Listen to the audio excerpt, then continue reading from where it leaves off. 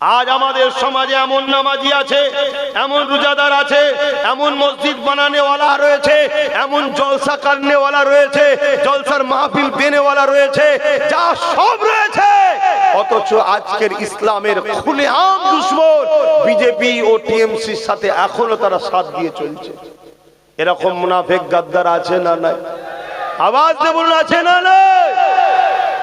আমার কথা আপনাদের বিজেপি ইসলামের দুশ্মন না দুশ্মন নয়?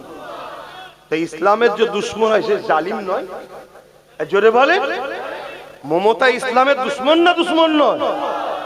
এ তো বিরাট বড় দুশ্মন, ও তো প্রকাশ্য দুশ্মন, আমরা অনেক দিন ধরে জানি।